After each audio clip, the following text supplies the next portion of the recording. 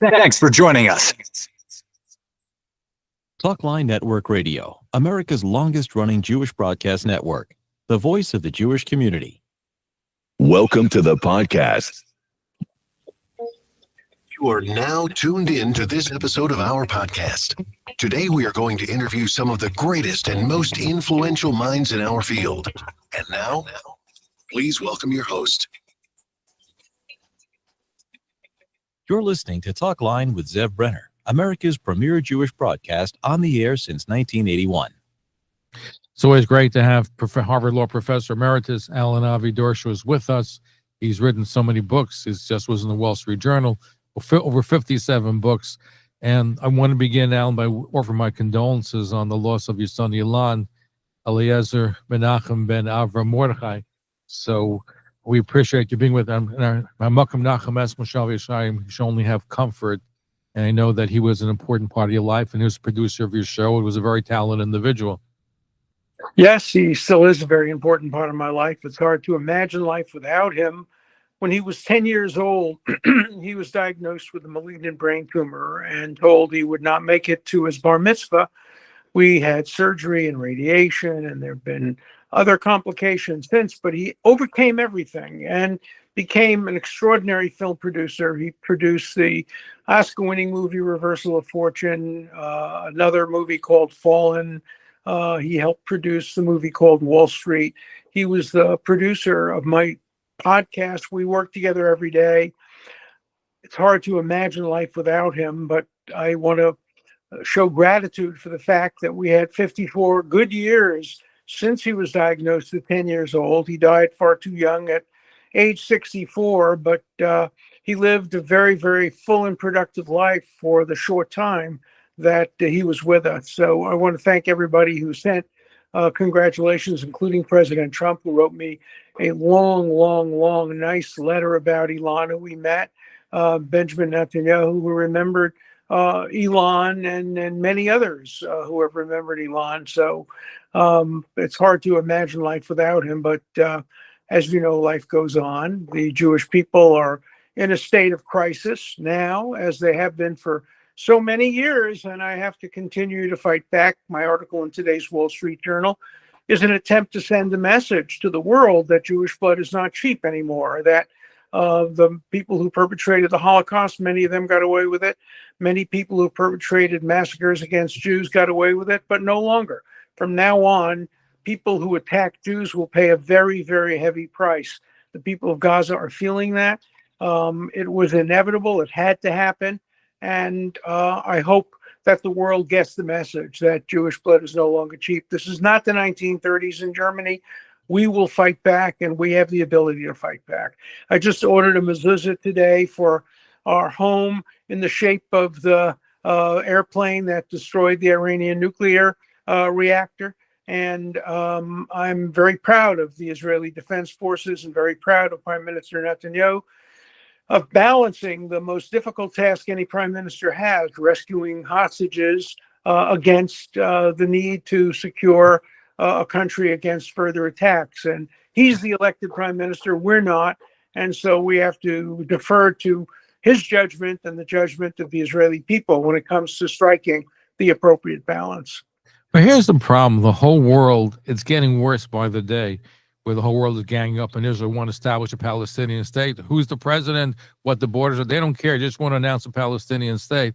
And you even have Orthodox rabbis that came out with a statement saying Israel should do more humanitarian aid. What bothers me, got very little attention, Professor. Maybe you can tell us that they changed the meaning of famine to embarrass Israel. It used to be 30% of the people, now it's 15%. How they also measure it is different. We used to be the whole body. That's only a portion of the body. This is all meant to lower the standards to say there's a famine. Look, let's be very clear. There's no famine. There's no starvation. There are people who are missing a meal, but no people who are healthy are dying of famine or starvation. It's just a false information. And whatever hunger there is completely the fault of Hamas. Hamas is preventing trucks with food from going through. If you take the worst case scenario, probably 2% of the population of the Gaza Strip has been killed since October 7th, 2%. and yet they call it genocide. What we saw happen in Syria just last week or 2 weeks ago with genocide against the people of Syria, the Kurds, nobody marches against that. Nobody marches against real genocides that are happening in Africa. It's all just blood libels against the Jewish people. And we have to face the reality that, yes, we are losing the propaganda war, but we're winning the military war. And that's a change. I don't want to win public relations. I don't want there to be more museums to commemorate dead Jews. I want Jews to stay alive, to win their battles. When there's a doubt as to whose life should be taken, the life of the enemy should be taken, not the life of the Jewish victim. And so I have an op-ed in today's Wall Street Journal that makes that point. It says that Jewish blood is no longer cheap. This is not the 1930s Germany. We will fight back, and we will impose disproportional harm on those who try to harm us. That's what the Torah instructs us to do. I read from my bar mitzvah sedra last week in shul, Shoftim v'Shotrim, and there it tells you the laws of war. And it says you ask the people to surrender if they're opposed to you. Obviously, Hamas was asked to surrender, it didn't. And then the Bible says you can starve them. You don't have to feed them. Israel has provided more food and more medication than Germany got during the Second World War, than Japan got during the Second World War, than any other country. But it's never enough when it comes to Israel or Jews.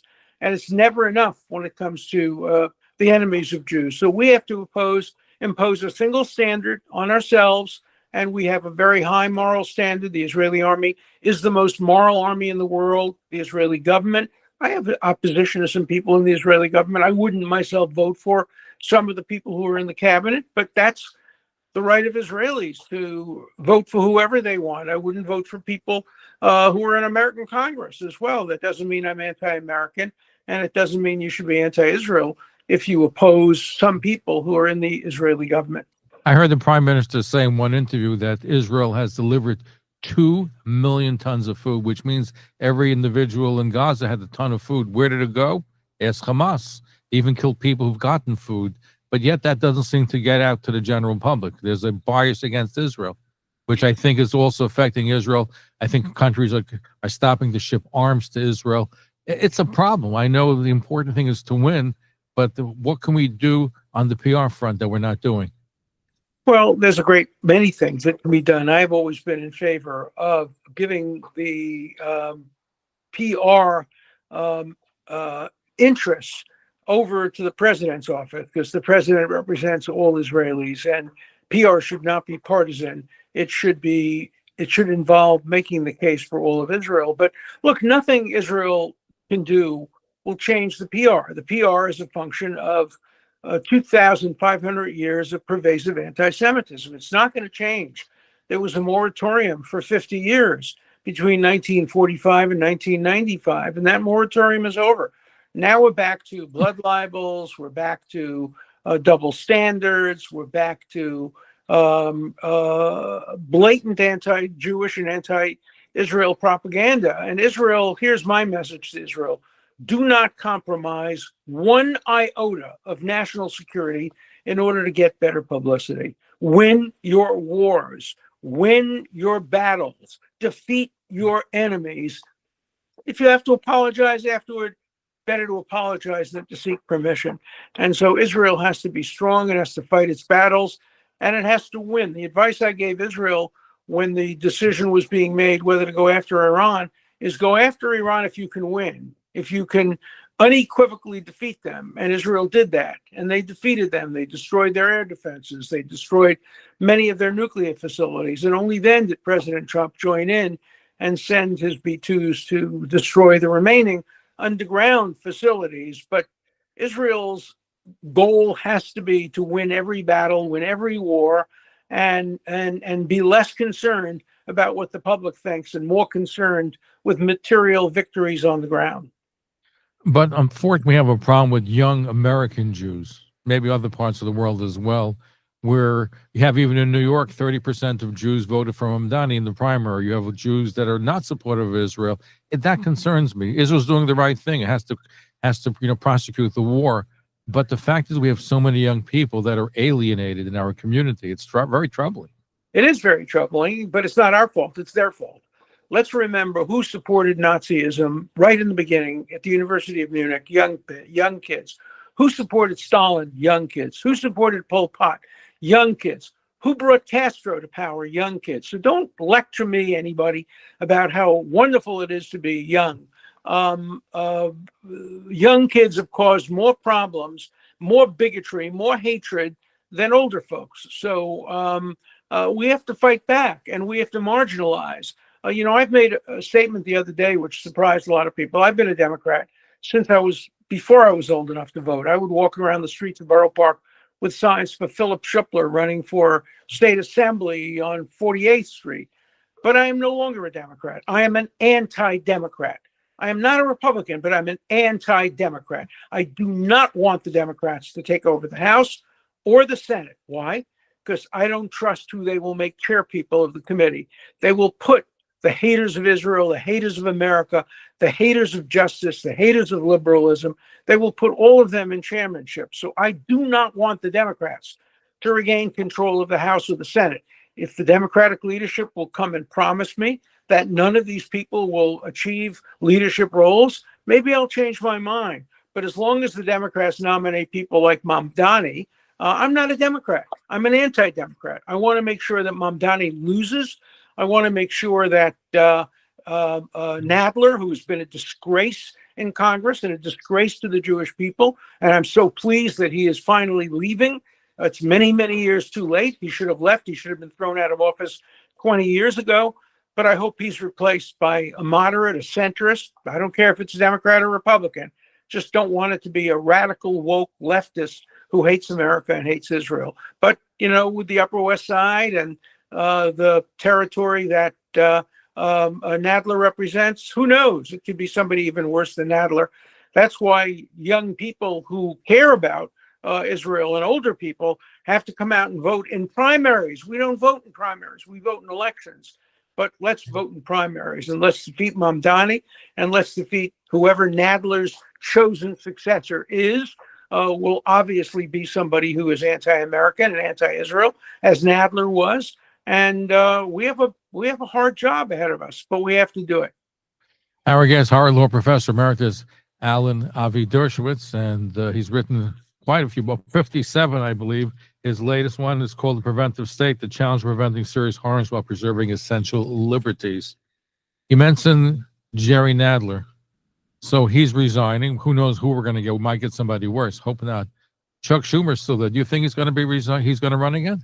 I hope not. I think he has not served the interests of the American people, the Democrats, or the Jewish people. He calls himself Shomer Yisrael. With Shomers like that, we don't need enemies.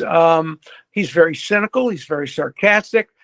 He votes with the Jewish community when that doesn't alienate his Democratic bosses. His vote on the Iran deal was clearly a calculated vote, which he got permission to do from President Obama. And so I've known Chuck Schumer, since he was a student at Harvard. I've never been a fan. And I'm not a fan of the current New York Democratic Party. There are some very good people, obviously, most of them not Jewish, who are very, very good on issues of concern to the Jewish community. But I'm very disappointed with the Jewish contingency among the Democratic Party in New York. Now, you had lots of friends of Martha's Vineyards, which turned on you during the Trump years. You just concluded the season up there. Are you still there? What was it like? Are you still getting blowback from some of your former friends? Oh, yeah. Wasn't there an incident with you in a grocery store recently, somebody was telling me? Well, somebody wouldn't sell me pierogi. A Ukrainian Jew, half Jew, wouldn't sell me pierogi because he didn't like who I represented. And he didn't like the fact that I was wearing an I Am a Proud Zionist t-shirt. So he wouldn't sell me pierogi. Larry David wouldn't talk to me on the porch of the Chilmark store, but I'm used to that. I have a lot of good friends. We have a wonderful Chabad on Martha's Vineyard that I'm very active in. We have hundreds of people for Friday night, for Shabbos. I laned from a Torah that I contributed to on permanent loan to Chabad, the Torah that was given to me for helping to free Rubashkin from prison. I donated it on a permanent loan basis, long-term loan basis to Chabad. And I read from my own Torah. And the front piece of the Torah says, Tzedek, Tzedek, Tirdof. And, but I focused in my speech not only on Tzedek, Tzedek, Tirdof, but on Lo Takir Panim. Judges are instructed not to recognize faces. So DEI, affirmative action based on race, has no place in our legal system. And if you look at Parshat Shoftim, last week's Parsha, it sets out an entire legal system, how many witnesses you need, what happens if there are false witnesses. If people falsely testify against somebody, they get the same punishment that the person would have gotten had it been truthful testimony. Shoftim is a brilliant legal analysis. Every lawyer, Jew or Gentile, should read Parshat Shoftim and learn a lot from it. Now, one of the things that doesn't seem to be going away was Jeffrey Epstein's case. What do you make of the fact that they're still clamoring to have all the files released? They're still talking about it. You would think that's the most important thing that we're facing as a nation today. Well, first of all the files should be released. There should be no hidden files. The only things that are not being released now are negative things about some of the false accusers. For example, there's a false accuser named Farmer. Her last name is Farmer. She denies the Holocaust. She says that pedophilia is a Jewish thing. She's a complete bigot. They don't want to release that stuff. What they just released is the accusation, and it's a false accusation. She testifies about events that occurred when it was impossible for it to have occurred. The same thing is true of another woman named Sarah Ransom, who accused Hillary Clinton of having sex with young children. And then she admitted she made the whole thing up. So a lot of what they're suppressing is material about the so-called victims, but a lot of these people are not victims. They're perpetrators. They're people who have themselves committed serious offenses, including perjury. So I'm in favor of everything coming out, everything, but not selectively, not just putting the accusations out without putting the information out, which would give you the opportunity to judge the credibility of the false accusers. But who can that all be put out by the administration? Some of them might have court restraints from releasing it, correct? That's right. And the media has to go and try to seek the courts to undo these restraints. And there have been some attempts to do it, but the blame should be largely on courts and on some of the accusers who don't want their names and the accusations and the material that would affect their credibility to be released. You can't do it halfway. You either release everything or nothing. And I'm in favor of releasing everything from day one when I was accused. The woman who accused me, obviously, we all know, retracted her accusation and now says she might have confused me with another person in a case of misidentification. Maybe Larry David. Yeah, I don't know who it was, but I have some suggestions and some ideas. But she's now acknowledged she may have confused me with someone else. So I have been, in my view, cleared of any false accusations. But there are other people. Ehud Barak has been accused. George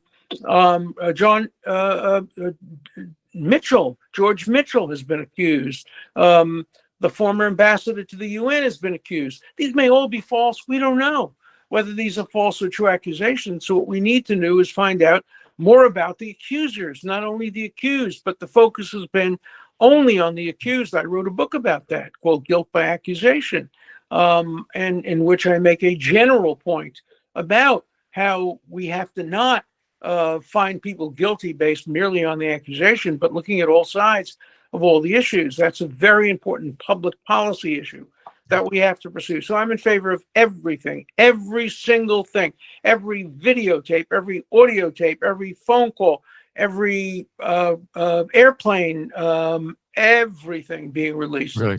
All be out there, and then the public can make a fair judgment as to who's telling you the truth. Now, before you said, Professor, that the Democratic Party is not the Democratic Party that you grew up with. It's changed. You left. It's been hijacked by the left, by DSA. Even in New York, Mamdani's running for office. And when he ran in the primary, he had 50,000 volunteers. I would love to see. I believe some of them were probably paid from out of state. I heard he's going to have 100,000 for election day. Aren't there rules governing that if people coming from out of state and getting paid, it should be considered as a contribution? I don't think anybody's looking into that. Well, it should be. And also his mother was paid money, apparently, according to reports, By Qatar. and money is fungible. And if any of the money from the mother went to his campaign, it's illegal. It's criminal. And so we have to look at, follow the money, follow the sources of the money. I do not believe that Mamdani's campaign is being funded exclusively by residents of New York. I just don't believe it. And I want to get to the bottom of it. And if anybody has any information about that, please notify me. They can notify me through you, and I'll follow the course, because we have to make sure that Mamdani is not elected mayor of the city with the largest Jewish population of any city outside of Israel. Because if that happens, it will send a powerful message to other cities as well. I think we're panicking in New York. People are saying, well, we're not sure who we're going to vote for. It can't be Mamdani. We're not registered to vote. A lot of people not voting for whatever the reason might be.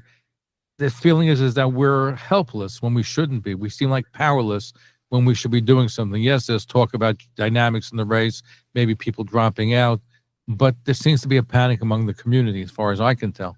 Well, there should be a panic, because it would be a terrible thing for Mamdani to be elected. My prediction is Mamdani will run only against Cuomo. It will be a one-on-one race. I think that Adams and Sliwa will get positions in the federal government and take them out of the race, and it will be one-on-one. We don't know what the result will be. The polls still show Mamdani winning. But I think once we get more information about the sources of Mamdani money and influence, and the Qatari influence and out-of-state influence, I think we will see perhaps a change in voting patterns. But look, Jews voted for Adolf Hitler. Let's remember that. Jews voted for Adolf Hitler. Jews voted for Stalin. Jews voted for Mussolini. Jews can be just as idiotic, As anybody else. self-destructive as anybody else. And just because a person's a Jew doesn't give them more credibility. People say, oh, Noam Chomsky is Jewish, so he must be right. No, he's Jewish and he's wrong. George Soros, Jewish on his parents' side, but he must be wrong. He's wrong. And we have to fight back against Jews as strongly as we fight back against other haters. No, I absolutely agree with you, and we'll see how it all plays out in New York. I just wish we'd be more active like you. You're not afraid to speak out. Let's all be active. I know I'm too old to be running up and down the streets like I used to when I was 13 and 14 years old, but I'm going to be just as active as I was when I campaigned for Philip Schuppler back in 1953 and 1954. I want every Jew to take a high pledge. We're going to get 18 people to vote. That's something which I think we should be pushing for. I agree. And by the way, Haredim, many of whom voted against Cuomo in the last election because they didn't like his attitude toward money going to Jewish educational institutions, they have to forget about that now. And they have to vote enthusiastically against Mamdani. That's more important than voting for people because you didn't like what their attitude was toward one particular issue. So I think it was a nursing home issue. They felt that he was responsible for the death of loved ones. That's what I heard from quite a few people in the Haredi community. For that, I'm sure that there were people who took that view, but right now that has to be put aside for a much more important view. And there's never been a perfect candidate. And the issue is not who's the perfect candidate, it's who's the worst candidate. And we have to focus on Mamdani being the worst possible candidate, and everybody should vote against him. What's your next book going to be about? Well, I think it might be based on the article in today's Wall Street Journal. Jewish blood is no longer cheap. We are not living in the 1930s. We have the ability to fight back now. So I may write a book along those lines. We look forward to that. It's always great to have you with us. Again, our condolences and continue success. Can you speaking out? We need you. We need your voice out there. We need yours too. Let's work together to make sure that justice is achieved. Tzedek, tzedek, terdof. Amen. Yes. Justice with justice, right? Yes. Thank you, Professor. Look forward to having you back again. My pleasure. Thank you. Thank you for tuning in to Talkline with Zev Brenner, America's premier Jewish broadcast, the pulse beat of the Jewish community. For continuous Jewish programs, TalklineNetwork.com, or our 24-hour-a-day listen line at 641-741-0389. For past shows, you can find us on iTunes, Spotify, Amazon, YouTube, Instagram, and all major podcast platforms, or jewishpodcast.org. Thanks for listening to the TalklineNetwork.com. Follow us on Facebook, Twitter, and Instagram.